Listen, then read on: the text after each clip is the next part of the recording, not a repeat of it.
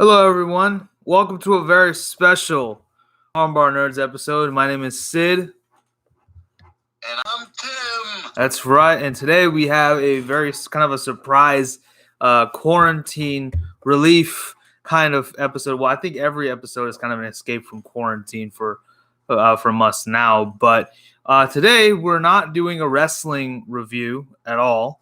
We're actually talking about an anime, and that anime in question is Outlaw Star. We are going to talk about that. I wanted to do a review of it on my channel anyway, but I thought, I would do it with Tim. And the main reason is because Tim is the one who got me onto the show. So before I kind of get into like a little bit of history and stuff like that, I thought I'd kind of have Tim share a little bit. So first of all, Tim, hi. Hope you're doing. How are you during this quarantine? I'm doing okay. I was a little bit bored, but this came up, so I was pretty happy to do it. That's good. And watchers of Armbar Audio, if they pay attention to the shirts I wear, know that I love Outlaw Star. Yeah. It is one of my top 5 favorite anime of all time. And yes, I did tell you to watch it. And like a good friend, he did. Yeah. Usually, I watch what he tells me to watch. Usually, but yeah. So how did you get into Outlaw Star? Like in the beginning? Well, I watched it on Toonami originally during its first run on Toonami because I was a huge Dragon Ball Z fan. Yeah. And they put on Outlaw Star. Outlaw Star is like a lot of anime fans love Cowboy Bebop and Trigun and kind of put Outlaw Star to the wayside. Yes. And that's why I kind of wanted you to watch it because I feel like it's right up there with them. Trigun and Cowboy Bebop were on the Adult Swim, right? Yeah, Adult Swim. Yeah. Whereas Outlaw Star was on the afternoon, daytime Toonami. Yeah. I remember my mom. She would never let me watch Adult Swim, like especially because there was a whole bunch of other like really like offbeat kind of shows along with all these anime. You know, I remember like there was like shows like Harvey Birdman, Attorney at Law, and Spacebook Ghost Coast to Coast, and all those. C-Lab 2021. Yeah, that one. There's a couple of a bunch more, but I do remember watching. I didn't watch Outlaw Star, but like Cowboy Bebop and Trigun are actually two of my favorite anime. So obviously, I was very excited when he told me to watch Outlaw Star. That was really cool. But let's talk a little bit about some of the history of this show. As you all know, with a lot of the anime reviews I do on Nerdy Mark, we're going to kind of follow a similar format to that here on Armbar Nerds. So obviously, Outlaw Star was originally created by Takahito Ito. I'm literally looking at my notes on my laptop, just FYI. And the original manga spanned 3 volumes from September 20th, 1996, all the way to May 20th, 1998. And the anime was kind of in the middle of that run from January 1998 to June 1998. It's 26 episodes, so it's not too bad. It's about the same length as Cowboy Bebop, so that was pretty cool. But the main story, like the premise of it is it focuses on Gene Starwind and his 11-year-old business partner Jim Hawking, who run kind of a jack of all trades kind of a business, and they take on any jobs for the right price. Usually they don't get paid that much. Jim is always telling Gene to to save money and everything, and it's just a cool banter that those two always have. We'll get into that in a sec, but and then they do one day find a bio android named Melfina, who I'm sure became waifu for many people around this time. And she has no memory of her creation, but she is connected to the mysterious galactic ley line, and that is literally the overarching story. And why do I have my Swiss Army knife here? Overarching story of Outlaw Star is to get to this galactic ley line, find out what it is, what is Melfina's connection, and all that good stuff. So finally, they do obtain a ship obtain the GP1HA2, which is also renamed the Outlaw Star with a nice fresh coat of paint, the same color as Gene's hair, and it's has an AI named Gilliam who has like a very dry sense of humor, and I love every single bit of it. They form a ragtag team of outlaws with Asia, who's part of the Kotaro species. They're like a human cat kind of a species, along with a mysterious assassin named Suzuka. And there's also a spin-off show called Angel Links, and it's a totally different story, but it does feature one of these side characters more prominently from Outlaw Star. But so let's kind of get into it. So what did you like about Outlaw Star, Tim? I loved the comedy and the action that blended really well together. I love space operas. I love outlaw shit. Yeah. And I liked right away Jim and Gene's contrasting personalities. Mm-hmm. And as the show continued to go, Gene was laid back. He was fun-loving. You know, he liked the girls. He liked to drink. And Jim was kind of like his more or less his conscience, guidance, really. like his like his conscience, really. Yeah. More or less. And as we continued through the series, Aisha is hilarious and outrageous. Twilight Suzuka is just badass.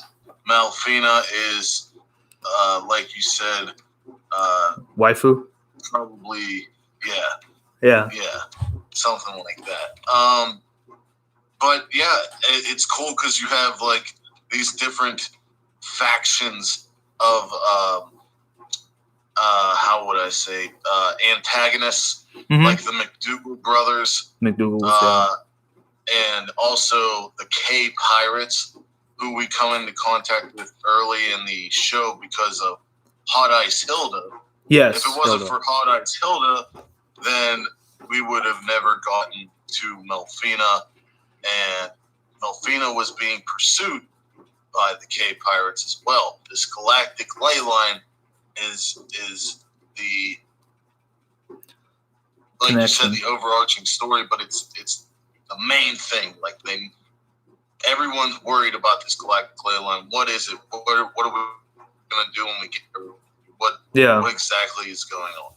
Yeah, and I would say even part of that, like the old saying, the destination. It's not about the destination; it's about the journey. I would say a lot of that, the whole journey, was really, really filled with a lot of like antics from the Outlaw Star gang. Of course, being interrupted by the McDougal brothers or the K Pirates, having to fend them off.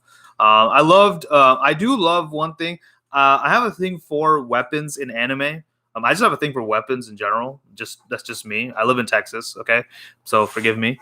But I love his caster gun that he carries. It's like an ancient handgun, but it's awesome. So powerful. Yeah, it's so powerful. Yeah, it shoots off spells. Yeah, and, basically. That's another thing that I love: the futurism, and then the Asian mysticism. Ancient mysticism also in there. I mean, I don't know if I've ever told you, but my favorite movie of all time is Big Trouble in Little China. Yeah, you told me that. And Outlaw Star reminds me of it, Mm-hmm.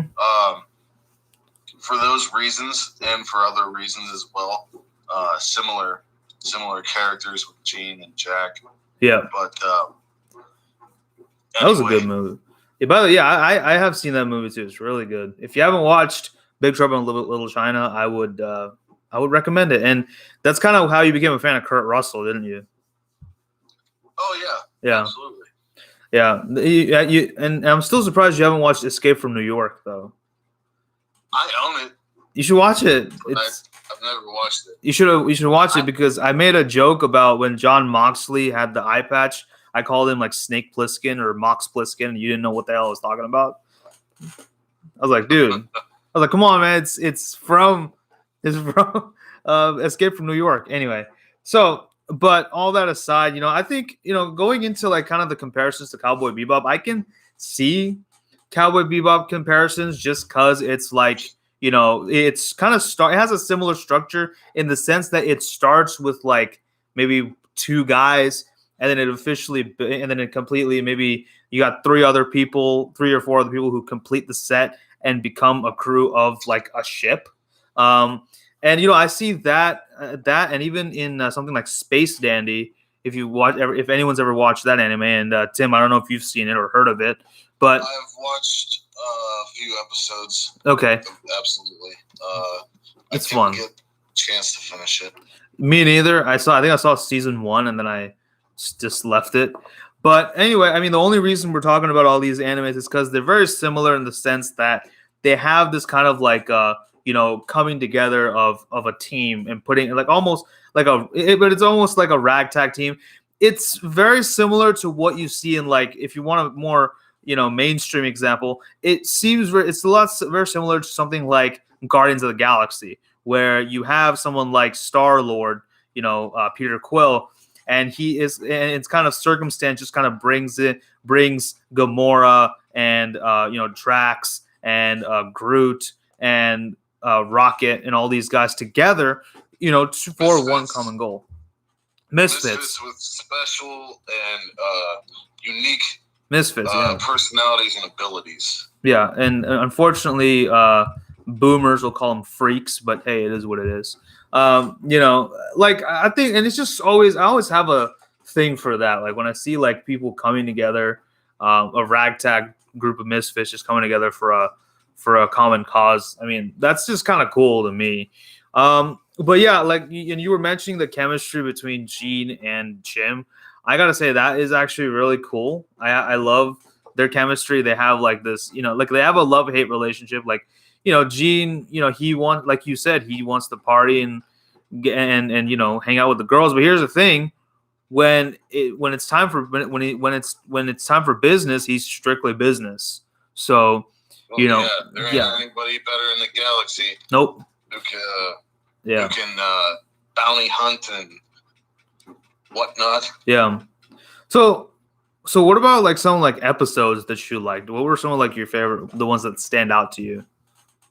You don't have to say the name of the episodes. Where Aisha wrestled, because obviously I love wrestling. Yeah. I love when we find Twilight Suzuka, because I think like the whole reason why she's called Twilight, she has to kill you by Twilight. Mm-hmm. That's cool. She attacks Rob Lowe, right? Not Rob Lowe, Fred Lowe. Rob Lowe's an actor. Right. Yeah, I was like, okay. Who is a benefactor of Gene's. Yeah. And Gene, trying to mooch off of Fred, finds himself in the middle of things with Suzuka. Yeah. And they kind of come to a stalemate, and Suzuka ends up joining the team, which I really liked. But my absolute favorite episode is called, I believe, Space Cats and Girls, or something like that, and it focuses on Jim. Yeah. And they're stationed somewhere, maybe Blue Haven or Haifong. I'm not sure. There's a few planets that they frequent during their journeys, and he falls in love for the first time. Yes. And that was a good one. By the end of the episode, we find out the girl he fell in love with the cats is a Cape pirate. Yeah, got like a Romeo Juliet situation there. Yeah, and I know another reason why you like that episode is it's a little personal, is because you have cats, don't you? I have plenty of cats. Yeah. You talk about the cat lady. That's Tim. He's the cat lady. My friend is the cat lady. I am the cat daddy. Right, of course. Anyway, I think for me, I definitely like the wrestling episode, obviously. But I think I liked kind of like the close to penultimate episode where they go to the hot springs. Yeah, I forgot to mention that one. that was a good one. That was a good one. Absolutely. Yes, and not just because of the fan service, but it was also I love the whole story of them getting. I love the whole story of him going and getting those castor shells. That was pretty cool, and like kind of like the history of castor shells and whatnot. And it's just cool to see like where that came from and where how it's used and the ancient technology used to create those and finally it's funny how like they showed. Hold on, I'll let you speak just 1 second. I love how they basically said, okay, these caster shells, do not fire them consecutively. And I'm like, okay, this is pretty much like blatant foreshadowing as to what's going to happen. And in the last episode, he fires them all consecutively. I'm like, oh wow, I didn't see that coming. But either way, that was a great episode, and I love like the when it has the lore explained a little bit more within the anime. That was just really cool. I like that. So what were you gonna say, Tim? Sorry. I like the creators of the caster shells as well. Yeah, they were cool. The horny perverts and yes. The woman who kind of just runs like a sanctuary for women or something like that. And yeah, it was just hilarious how it all ended. She's basically Wonder Woman. She's basically Wonder Woman. That's what she is. Because she is in a place where it's like all women. But anyway, yeah, I mean that was really cool. And every anime needs its old perverts or whatever, horny perverts. And you got Master Roshi in Dragon Ball Z, and you got these two guys in Outlaw Star. So yeah, Jiraiya that's and Naruto. Yeah, Jiraiya's a big one. Yeah, and then I know One Piece, I'm sure, has one, and I think Fairy Tail does too. I haven't really watched. My sister watched Fairy Tail a little bit, but I didn't really couldn't get into it. Yeah, I know. Anyway, we'll talk about that later. But other than that, I think that I don't really see too many flaws with this show. I'm not saying it's. I mean, unless you saw any sort of nitpicks that you had with this. The only nitpick that I have is, while it was a good story and it came to a conclusion that we could all understand, I wish that it was longer. Yeah. Like, it's quite a short anime. It's easily digestible,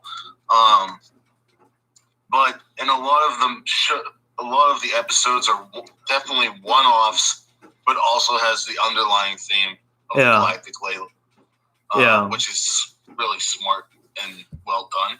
But my flaw is I wish there was more. I could see that. Yeah, I think that's kind of the main flaw. I mean, I'm assuming you also watched the dubbed version of it, right? Absolutely. Yeah. Look, and I say this all the time, but I know people who literally, for example, my sister, she's like a purist when it comes to anime. She doesn't watch it too much anymore, but when she did watch it, she would watch it in Japanese. I'm like, why? She's like, oh, because it's the original thing. I'm like, what? You don't understand it? It's like, so? Like, all right, whatever. I mean, I'm sorry, I speak English. I would love to learn Japanese. Japan is on my bucket list of places that I would love to go. Anyway, but watching the dubbed version, first of all, I don't think it makes you any lower than someone who watches the sub versions. Okay, because I kind of want to see the what's happening on the screen rather than just reading a bunch of text on the bottom of my screen. So I hope you can understand that and forgive us for our sins against humanity. Anyway, but I would say that the voice acting was actually not bad. It was. Absolutely. Yeah, it wasn't too bad. I know there are, for example, even in Dragon Ball Z, I will even admit that sometimes the voice acting can get a little bit cringy and really, really cheesy. But no, here, no, not at all. I thought that the voice acting, all the American actors did a very good job. They conveyed the right emotions.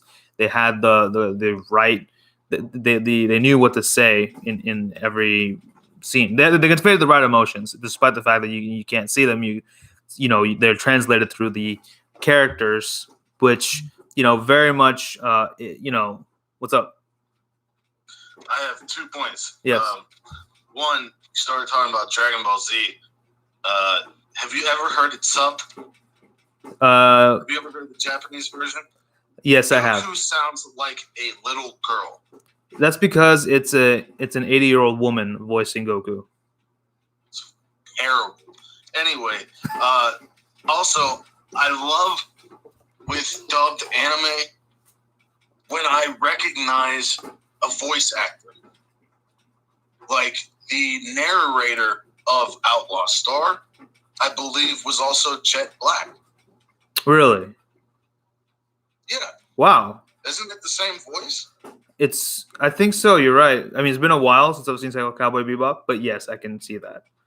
Yeah. I can see that. And the guy who plays Hiei was also in Soul Eater as Dr. Frankenstein, and oh, nice. Hiei in Yu Yu Hakusho. But I love that because when you watch a live action show or something, like you already know, okay, who's in this movie. But like when you watch an anime, a dubbed anime, you're not, unless you look it up, you're not going to know. And then you're like, oh, that's the voice of so and so. Mm-hmm. Yeah, yeah. And I know, like for example, like if I know for example Christopher Sabat, who voiced Vegeta in Dragon Ball Z and Piccolo. You know, he's done voice acting for several other animes. So, and then when you recognize it, you're like, oh shit, that's Christopher Sabat. Oh my god, you know. So yeah, I mean, I definitely I can feel you on that because you kind of have a fanboy moment when you hear a familiar voice, and it's great. But that's the thing. But the voice acting was really good in this, and like the emotion that the character was portraying was kind of similar to how you would and the voice modulation worked perfectly. And so I got to say that was good. As far as like in technical aspect, I would say the animation is also really good. This came out in '98, which means they must have been working on it for at least 2 or 3 years. So maybe they must have been animating it since '95 or '96. But it's still, if you watch it, it still holds up today. Like, granted, I watched like the HD remaster, whatever. But even if you watch like some of the original, I watched a little bit of the original print. It still holds up, and I thought that was awesome. I don't know if they employed cell animation, but whatever they did, it was awesome. So yeah, that's one thing that I want to talk about. What about you? I absolutely love the soundtrack. Yeah, I love Twilight Suzuka's theme song. Yeah. Yeah. And then I love the ending theme songs so much. Yeah. I even sang one before we went live to talk about wrestling. Yeah, it was our Chris Benoit video, by the way, in case you didn't know. Yeah. We should have kept that in there, actually. We should just kept that. Anyway. Yeah, go ahead. Yeah, I love the soundtrack of the show. Like you said, the animation still holds up. The dub, the voice acting's great. Yeah. The only thing is, it's quite short. I wish there was more. Yeah, and it sucks because go ahead. Because we're so used to these animes spanning so many years, getting lost within itself, like Naruto or One Piece or anything like that. Even Dragon Ball Z, I'm gonna say it. Even Dragon Ball Z. Yeah. And it is nice that Outlaw Star told a story and kept to it. Yeah. I would have liked it to be a little. Sure. Yeah, I could see that. Like I'm like even like Death Note, for example, that was like 36, 37 episodes, and I think that was a good length for an anime. By the way, if you want a review for that, I might put one out. We'll see. Anyway, but I think so one quick thing that deviating a little bit. The reason I know you and I are big fans of Dragon Ball Z, just because we're fans of DBZ does not mean we think it's a perfect anime. We do realize that there are flaws, and the only reason we talk so much about it is because I don't know about Tim. I'm sure you agree that's kind of what got us into anime, right? Absolutely. It Yeah. got us into anime.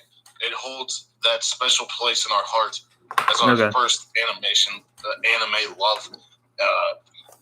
And it's kind of, and when you're in that position, you're kind of the thing that you compare everything else to. Yeah, it's like a standard bearer for everything, but right. And yeah, it's not. Yeah. It's definitely. It's what? It's definitely not perfect, but it's awesome. No, like the writing, like I would say Dragon Ball is better than Dragon Ball Z as far as like story is concerned. But like, yeah, the animation. That's what I've heard. Yeah, I would check it out, man. Anyway, that's another story. But so here's a fun question. Let's just say, in a perfect world where they can get anime and live action right, and I will give Hollywood credit where it's due. They're starting to improve a lot with Ghost in the Shell and even Alita Battle Angel, for which I have a review for on my channel. Watch it if you haven't. They've gotten better, but let's say tomorrow you are tasked, by Hollywood to create Outlaw Star. Who are you casting as the main characters? God, I have no idea, man. Okay. I know who yeah, go ahead.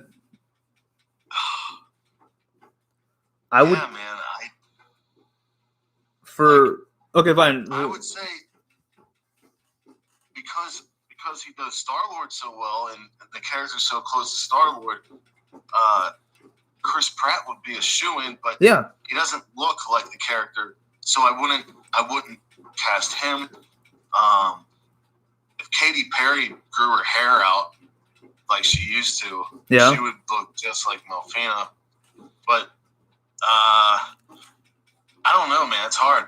Yeah, you answer this. Well, answer my own question. All right, but for Gene Starwind, this is only because I saw him. Only because he kind of acted in a movie of somewhat a similar vein. Maybe I'm reaching, but I would say Ryan Gosling as Gene Starwind.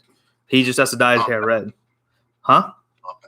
Not bad. Yeah, I would say I'm. By the way, he's like my man crush. By the way, in case you didn't know, I love Ryan Gosling, man. He's awesome. The "Hey girl" memes. Anyway, for those who don't know, but yeah, Ryan Gosling would be cool. For Jim Hawking, just throw in some talented 11-year-old actor in there. I'm sorry, I don't know a lot of child actors by name. That was. All the child actors that I knew back then are grown up or are adults now, so we can't use any of them.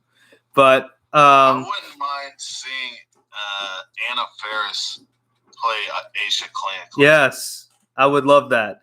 Her or what's her name? Anna Kendrick. Yeah. Yeah.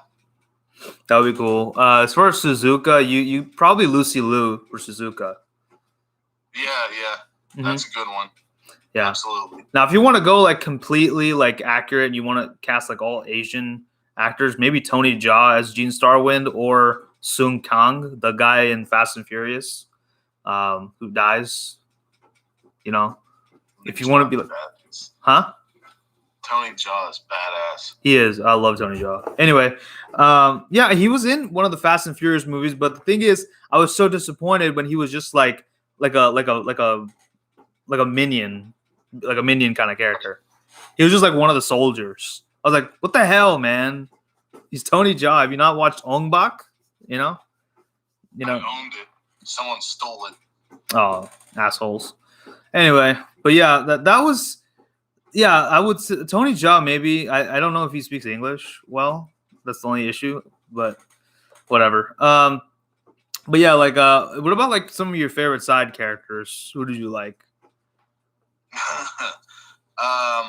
I really like the odd relationship between Melfina and Harry McDougal.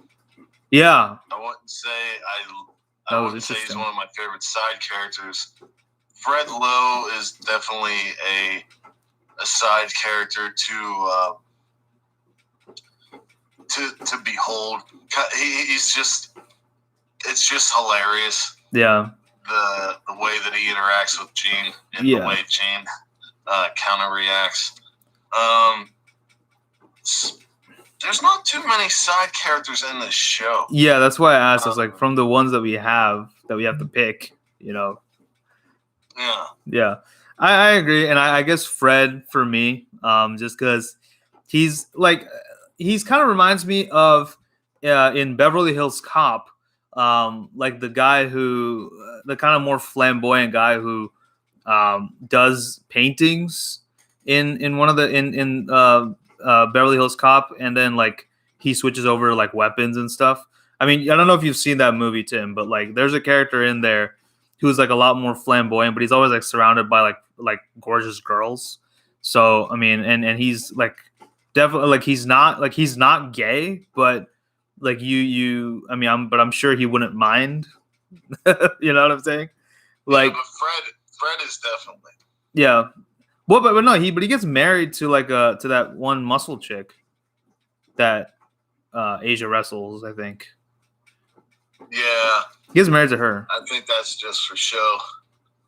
Yeah, because at that time they didn't really recognize gay characters like that. I mean, I think after Legend of Korra is when like the LGBTQ community started getting a lot more representation in anime. Well, I don't know if you would even count Legend of Korra as an anime, but whatever. Or even Avatar: The Last Airbender, which I would love to review. Actually, I'd probably do that. But anyway, so we're at the 30-minute mark. So final comments, final thoughts on Outlaw Star. Anything else you want to say? If you are an anime fan and you have not watched Outlaw Star, you can do so on Hulu. Yes. Or you can, I believe on Midnight Pulp. I believe, or if you have an iPhone, you can download the app Anime GT and you can watch it there. So you have some options. I don't know if it's on Amazon Prime, but you know, anyway, but I actually really did like this anime as a huge fan of Cowboy Bebop. I will say this, like Cowboy Bebop is like is a lot more intense and a lot darker and has a lot more like thematic elements. But honestly, Outlaw Star is like a breeze. It's just like a nice joyride, and it's a very, very kind of breath of fresh air. It doesn't. One thing I liked is I forgot to mention it doesn't take itself too seriously, you know. And when an anime like that starts taking itself seriously, that's when it's like, well, okay, you're really reaching and you're trying way too hard.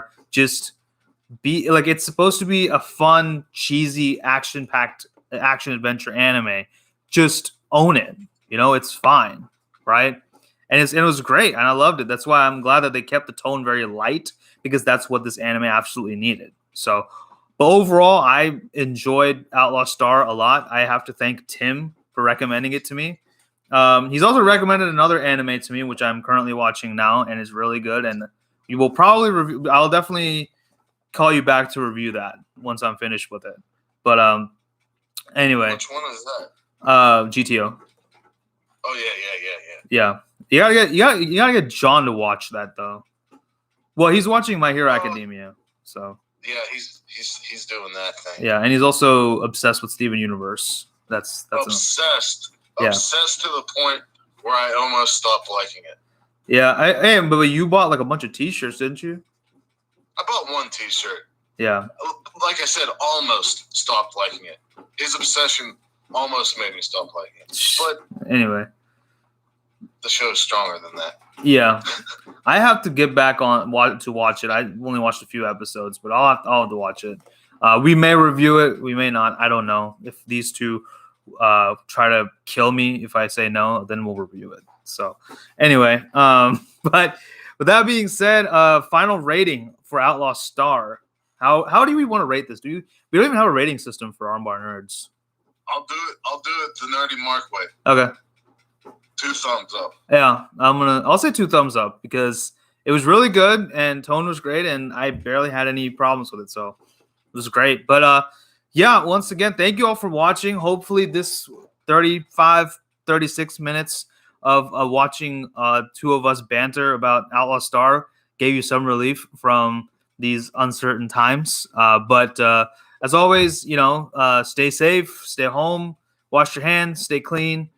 And take care of yourselves. And, just hang in there. We'll make it through. But with that being said, thank you for watching another episode of Armbar Nerds. We will be back maybe next week, and we'll talk about something. You don't know.